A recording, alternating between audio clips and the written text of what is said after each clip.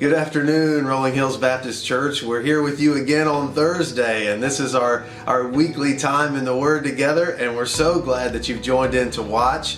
But I just wanted to share something with you through the week. I hope it's been a blessed week for you thus far. But I was thinking about, as I was reading in John 7 this week, my time in the military, and one of the most challenging things about being a leader in any area is it impacts you how those under you act.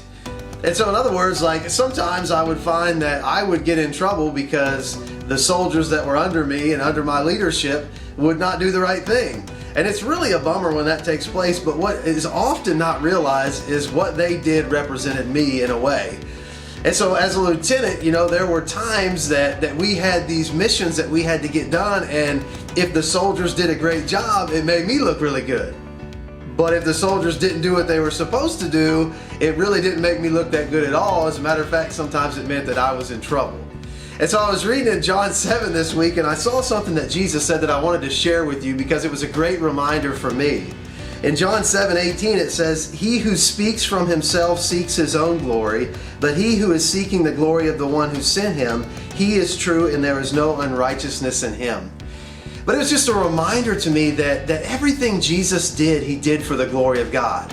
And so every word he spoke, every step he took, every interaction he had with other people, he always did it to try to point people to the greatness of his Father. And so he did it really well.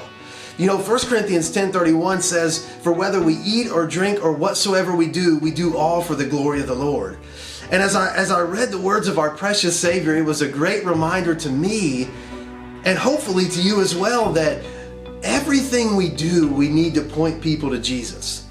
Like in our lives, in our conversations, at our workplace, like our mission is to make Jesus look good. We know he's good.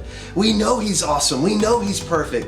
But so many times when we just live nonchalantly and we live like we're not on mission or on purpose, we miss those opportunities to really brag on Jesus and really to set the example that Christ has called us to set. We are called and privileged to be ambassadors for a perfect Savior.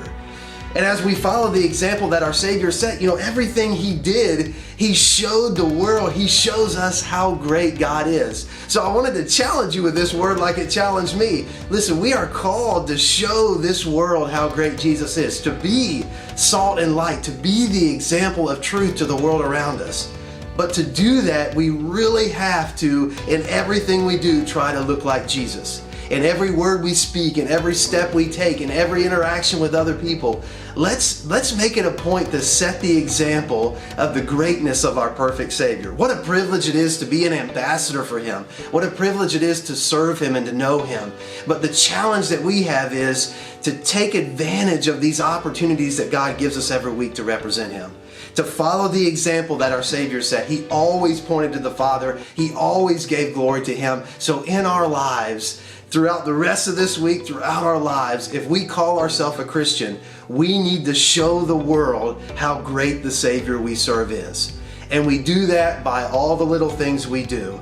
But let's make it a point to do that. It's such a privilege to represent him. He's a perfect Savior, and we want the world to see through us the greatness of who Jesus is. So I wanted to challenge you with that because it was a challenge to me. Sometimes I'm not focused in like I need to be, and I need these reminders from Jesus, and I'm so thankful for them. So go out there, show the world how great Jesus is, be the light he's called you to be, and I hope you have a great week, and I look forward to worshiping with you again on Sunday.